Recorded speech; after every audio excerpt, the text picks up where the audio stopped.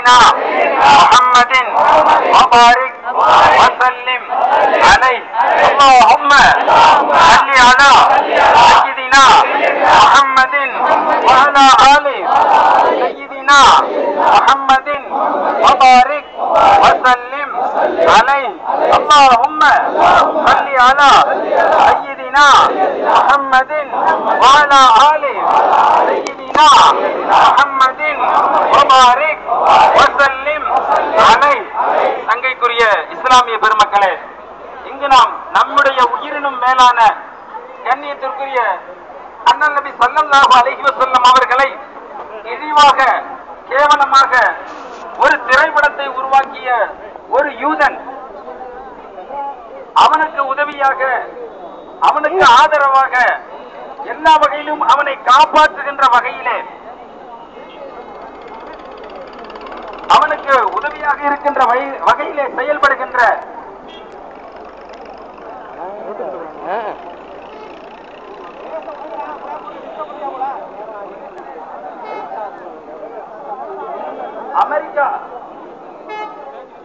அமெரிக்காவை பற்றியும்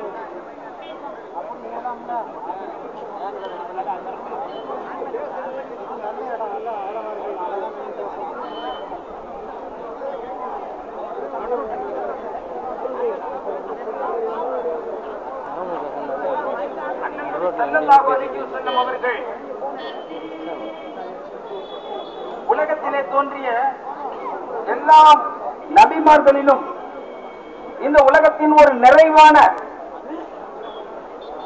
ஒரு பரிபூரணமான கலாச்சாரத்தை இந்த உலகத்திற்காக உருவாக்கி தந்த அண்ணலும் பெருமானார் ஸல்லல்லாஹு அலைஹி வஸல்லம் அவர்கள் தான் இந்த முஸ்லிம்களுடைய சிந்தனை, அவர்கள் தான் இந்த முஸ்லிம்களுடைய உணர்வு, அவர்கள் தான் இந்த முஸ்லிம்களுடைய நோக்கம், அவர்கள் தான் இந்த முஸ்லிம்களுடைய வாழ்வின் இலக்கு, அவர்கள் தான் இந்த முஸ்லிம்களுடைய உயிர், அவர்கள் தான் இந்த முஸ்லிம்களுக்கு எல்லாமே. முஹம்மது ஸல்லல்லாஹு அலைஹி வஸல்லம் அவர்கள் இல்லாத எந்த ஒரு செயலும் முஸ்லிமுக்கு உடன்பாடு செயல் அல்ல. அந்த முஹம்மது ஸல்லல்லாஹு அலைஹி வஸல்லம் அவர்கள் இந்த உலகத்திற்கு வந்ததனுடைய நோக்கம் என்ன தெரியுமா? இந்த மனித சமூகத்தை ஒழுக்கம் நிறைந்த சமூகமாக, ஒழுக்கம் நிறைந்த சமூகமாக இந்த உலகத்திற்கு அடையாளம் காட்டுவதற்காக வேண்டி அல்லாஹ் சுப்ஹானஹு வ தஆலாவால் அனுப்பப்பட்டவர்கள் தான் அருமை நாயகம் ஸல்லல்லாஹு அலைஹி வஸல்லம் அவர்கள். இந்த உலகம் ஒழுக்கம் என்றால் என்னவென்று தெரியாமல், ஒழுக்கம் என்றால், ஒழுக்கமான வாழ்க்கை என்றால் என்னவென்று தெரியாமல் தடுமாறிக் கொண்டிருந்த காலகட்டத்திலே இறைவன் பெருமானார் ஸல்லல்லாஹு அலைஹி வஸல்லம் அவர்களை அனுப்பி ஒழுக்கத்திற்கு இலக்கணம் வகுத்து தந்தார். நபி ஸல்லல்லாஹு அலைஹி வஸல்லம் அவர்கள் உலகத்திலே வாழ்வதற்குரிய ஒழுக்க நெறிகளை சொல்லிக் கொடுத்தார்கள். அதிலே குறிப்பாக பெண்களுக்கென்று இருக்கக்கூடிய அந்த உணர்வுகளை, பெண்களுக்கென்று இருக்கக்கூடிய அந்த மரியாதைகளை இந்த உலகத்திற்கு உணர வைத்தார்கள். ஆனால் இன்றைய சூழ்நிலையில ஒரு யூதன் என்றால் யார் தெரியுமா? இந்த உலக அரங்கிலே, உலக வரைபடத்திலேயே நாடு இல்லாமல் புறக்கணிக்கப்பட்டவன். அவனுக்கு உலக வரைபடத்தில் நாடே கிடையாது. அதுபோன்ற யூதன் என்பவன் இந்த சமூகத்தினுடைய ஒழுக்க முறைகள் இருந்து அப்புறப்படுத்தப்பட்டவன். யூதன் யார் தெரியுமா? கொள்கையினால் அவன் யூதன் அல்ல. அவனுடைய பிளட் குரூப்பை எடுத்து டெஸ்ட் பண்ணுனா அவசர வகை வச்சிருக்கான். அந்த பிளட் எவனுக்கு இருக்கு அவன் யூதன். இப்படித்தான் யூதன் இந்த மனித சமூகத்திலிருந்து ஒதுக்கப்பட்டிருக்கிறான், அப்புறப்படுத்தப்பட்டிருக்கிறான். அவனுக்கு இந்த சமூகத்தினுடைய முக்கியத்துவம் தெரியாது, இந்த சமூகத்தினுடைய உயர்வுகள் தெரியாது. அவனுக்கு தெரிந்ததெல்லாம் கீழ்த்தரமான கலாச்சாரம், வெகு கீழ்த்தரமான கலாச்சாரம். யூத கலாச்சாரத்தை நீங்கள் பார்த்தீர்களே ஆனால் உலகத்திலே மிக கேவலமான ஒரு கலாச்சாரம் யூத கலாச்சாரம். அவனுக்கு பணம் தேவைப்பட்டது, முதலில் அவனுக்கு நாடு தேவைப்பட்டது. இன்று அல்ல, வேத காலத்திலிருந்து, மூசா அலைஹிஸ்ஸலாம் அவருடைய காலத்திலிருந்து இந்த யூதன் நாடில்லாத பரதேசிகளாகவே உலக வந்த வரலாற்றை தான் பார்க்கிறோம். இவர்களுக்கென்று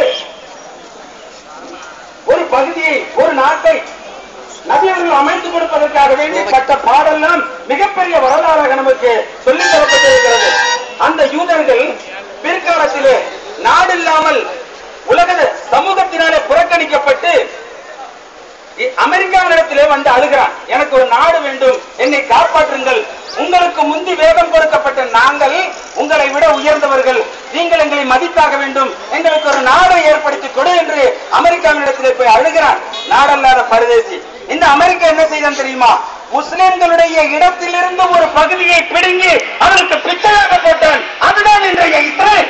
அவனை இஸ்ரேலியன் என்று சொன்னால் எங்களால் ஏற்றுக்கொள்ள முடியாது. அவன் இஸ்ரேலுக்கு சொந்தக்காரன் அல்ல. நாங்கள் எங்களுடைய பூமியை இழந்து நிற்கிறோம். அதை மீட்கும் பொழுது அது எங்களுடைய நாடாகத்தான் இருக்கும், இஸ்ரேலாக இருக்காது. அது வெகு விரைவில் இல்லை, வெகு சீக்கிரமே அது நடக்கும். பலத்திலே நடக்கின்ற போர் எதனாலே? எங்களுடைய பூமியை பிடுங்கிய அந்த யூதனிடத்திலிருந்து திரும்ப பிடுங்குவதற்கு தான் பலஸ்தீனிலே பொழுதுக்கு சண்டை நடந்துகிட்டே இருக்குது. மஸ்ஜிதுல் அக்ஸா யாருக்குள்ளது? நமக்குள்ளது. அதை பிடுங்கி இருக்கிறான். மீண்டும் பிடுங்கும் வரை அவனை விட்டு நாம் ஓயப் போவது இல்லை. இந்த யூதன் தனக்கு பாதுகாப்பு இல்லாத ஒரு வறண்ட சூழ்நிலையில இந்த உலகத்திலே வாழ்ந்து கொண்டிருக்கிறான். பணத்தை தேடுகின்ற அறிவு அவனுக்கு இருக்கிறது, ஆனால் அதற்கான வலுவில்லை. அந்த வலுவாகத்தான் இந்த அமெரிக்காவை அவன் பயன்படுத்திக் கொண்டிருக்கிறான். இந்த அமெரிக்க மூடர்கள், அறிவில்லாத மூடர்கள் உலகத்தினுடைய வல்லமை மிக்க நாடு என்று பாராட்டிக் கொள்கிறார்கள். உலகத்தினுடைய மிகப்பெரிய ரவுடி என்று சொல்லிக் கொள்கிறார்கள். உலகத்தையே நாங்கள் கட்டி காக்கின்ற வல்லமை படைத்தவர்கள். இந்த உலகத்தினுடைய அதை ஆய்வு செய்யக்கூடியவர் அது என்ன உளவுத்துறை நாங்கள் தான் என்று சொல்லிக் கொண்டிருக்கிறார்கள். இப்படிப்பட்ட இந்த அமெரிக்காவுக்கு மூளையே கிடையாது. இந்த யூதர்களுக்கு அவர்கள் அடிவரடிகளாக நின்று அவனுக்கு சேவகம் செய்து இந்த உலகையே கேவலப்படுத்திக் கொண்டிருக்கிறார்கள். யூதன் சம்பாதிக்க நினைக்கிறான். சம்பாதிப்பதற்குரிய வலுவில்லாததுனால அமெரிக்கனை பிடித்து சொன்னான், நான் ஆயுதங்களை தயாரித்து தருகிறேன், நீ விற்று கொண்டு வா என்று சொன்னான். உடனே அமெரிக்கன் கேட்டான், எப்படா விற்கிறதுன்னு கேட்டான். ஒவ்வொரு நாடா போ, எவ்வளவு பெரிய கலாச்சாரத்தை, உலக அமைதிய, உலக உன்னதமான நிலையை சீர்குலைக்கிறான் என்று பாருங்கள். ஒவ்வொரு நாடா போ, 2 நாடுகளுடைய சண்டையை மூட்டு ஆயுதம் விற்குன்னு சொல்லி கொடுத்தான். அவன் சொல்லி கொடுத்ததை அப்படியே ஏத்துக்கிட்டு இந்த அமெரிக்கா இந்த உலகத்திலே அமைதியை குலைத்தார்கள்.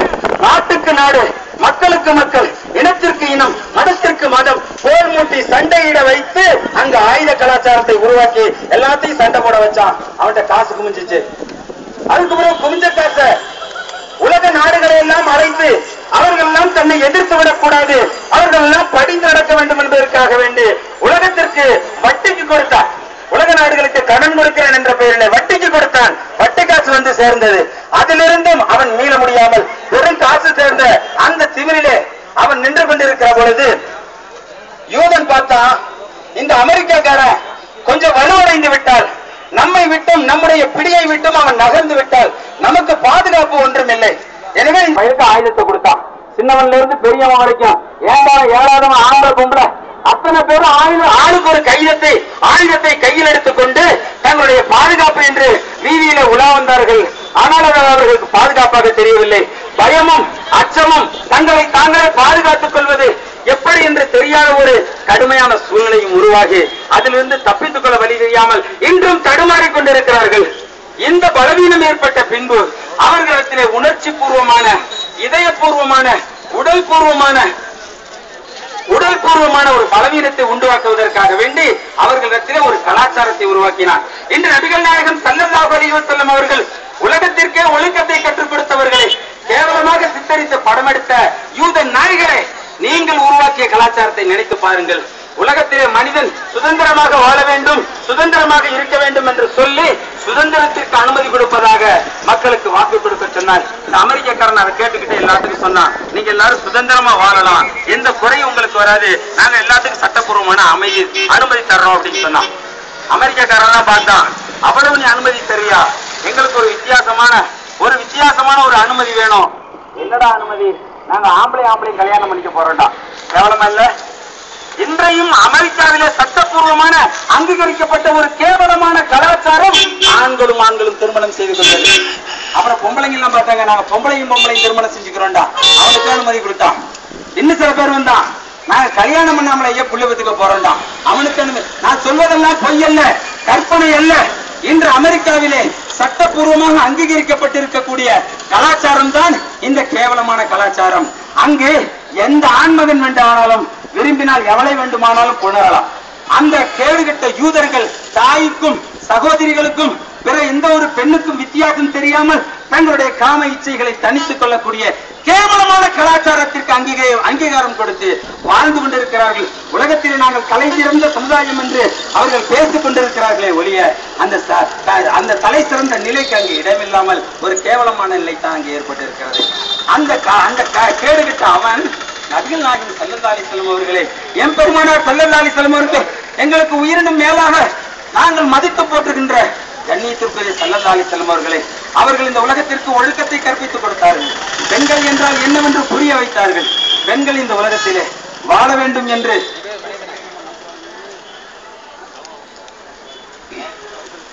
பெண்கள் இந்த உலகத்திலே வாழ வேண்டும் என்று இடமளித்தார்கள். சிசுவிலேயே, குழந்தையிலேயே பெண் குழந்தைகளை குழி தோண்டி புதைக்கின்ற அல்லது நஞ்சூட்டி கொள்ளுகின்ற ஒரு கேவலமான கலாச்சாரத்தில் இருந்து நீங்கள் உயிரோடு புதைக்கின்ற அந்த குழந்தைகள் நாளை மறுமையில் அல்லாஹ்விடத்திலே எழுப்பப்பட்டு கேள்வி கேட்கப்படும். பெண் குழந்தைகளை புதைக்காதீர்கள், அவர்களை இந்த உலகத்திலே வாழ விடுங்கள் என்று பெண்களை வாழ வைத்தவர்கள் அருமை நாயகம் ஸல்லல்லாஹு அலைஹி வஸல்லம் அவர்கள். பெண்களுக்கென்று சொத்துரிமை வாங்கி கொடுத்தவர்கள் அண்ணல் நாயகம் ஸல்லல்லாஹு அலைஹி வஸல்லம் அவர்கள். பெண்கள் என்றால் வாழ்க்கையின் சரி பாதி, அவர்களுக்கு வாழ்வதற்கான எல்லா உரிமைகளும் இருக்கிறது, அவர்களை சமமான முறையிலே நீங்கள் நடத்துங்கள், வாஷிருஹுன்ன பில் மஅரூஃப் என்று சொன்னவர்கள் அண்ணல் நபி ஸல்லல்லாஹு அலைஹி வஸல்லம் அவர்கள். பெண்களை திருமணம் முடிக்க வேண்டும் என்றால் வலுக்கட்டாயமாக இழுத்து வந்து அவளுக்கு திருமண உபாயங்களை செய்து நான் மனைவியாக்கி கொண்டேன் என்று சொல்ல முடியாது. ஒரு பெண், அந்த பெண்ணுடைய சம்மதம் இருந்தால்தான் அவளை திருமணம் முடிக்க முடியும். இப்படி பெண்களுக்குரிய அந்த கலாச்சாரத்தை, பெண்களுக்குரிய உயர்வை, பெண்களுக்குரிய அந்த சிறப்புகளை எல்லாம் இந்த மக்களுக்கு உணர்த்தி அதை தன்னுடைய வாழ்க்கையிலும் நடைமுறைப்படுத்தி காட்டி அதை சட்டமாக எங்களுக்கு போதித்து சென்றவர்கள் அண்ணல் நபி ஸல்லல்லாஹு அலைஹி வஸல்லம் அவர்கள். அவர்களை கேவலமாக சித்தரித்து படம் எடுத்த யூத நாய்களே, உங்களுக்கு கலாச்சாரம் என்றால் என்னவென்று தெரியுமா? இறைவன் மனித உணர்விலே காமத்தை தந்ததனுடைய நோக்கம் என்னவென்று தெரியுமா? கீழ்த்தரமான சிந்தனைகள் உங்களுக்கு அதிகமாக இருக்கிறது, கீழ்த்தரமான முறையிலே சிந்திக்கிறீர்கள், அதற்கு தகுந்த மாதிரி படம் எடுத்தீர்கள். அது எங்கள் நபிகள் நாயகம் ஸல்லல்லாஹு அலைஹி வஸல்லம் அவர்களை பொருத்தி காட்டியா நீ கேவலப்படுத்த வேண்டும்?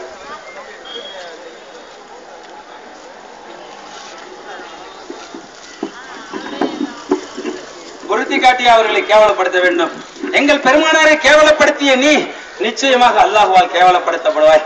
வல்லதீன யுதூனல்லாஹு வ ரசூலஹு, அல்லாஹ்வையும் அல்லாஹ்வுடைய ரசூலையும் யார் நோவினை செய்தானோ, கேவலப்படுத்தினானோ, லஅனஹுல்லாஹ், அவனை அல்லாஹ் தஆலா சபித்து விட்டான். வதுரிபத் அலைஹிம் தில்லா வல் மஸ்கனா என்று அல்லாஹ் சொன்னானே, அது யூத சமுதாயமாகிய உங்களை பார்த்து தானே சொன்னான். யூதர்களை, நீங்கள் அல்லாஹ்வின் சாபத்திற்கு ஆளானவர்கள், நிச்சயமாக நீங்கள் அதிலிருந்து தப்பிக்க முடியாது, உங்களுக்கு மறுமையின் கடுமையான வேதனை இருக்கிறது என்று அல்லாஹ் குர்ஆனிலே சொல்லி காட்டியிருப்பதை போன்று நீங்கள் தண்டனைக்குரியவர்களாக ஆகிவிடுவீர்கள். என்னால் பெருமானார் ஸல்லல்லாஹு அலைஹி வஸல்லம் அவர்களை கேவலப்படுத்தியவனுக்கு முன்னாலே அவனை பற்றி அதிகமாக பேசுவதற்கு எனக்கு முடியவில்லை. எனவே என்னுடைய உரை முடித்துக் கொள்கிறேன்.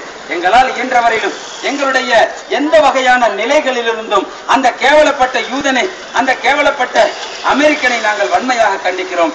அந்த அமெரிக்கனுடைய இந்த செயல்கள் மிக கேவலமானதாக இருப்பதால் அல்லாஹ் தஆலா எங்களுடைய எதிர்ப்பை அங்கீகரித்து அவனை நாசம் செய்வானாக என்று துஆ செய்து உரையை நிறுத்துகிறேன். வாஹிரு தாவானா அல்ஹம்துலில்லாஹி ரப்பில் ஆலமீன்.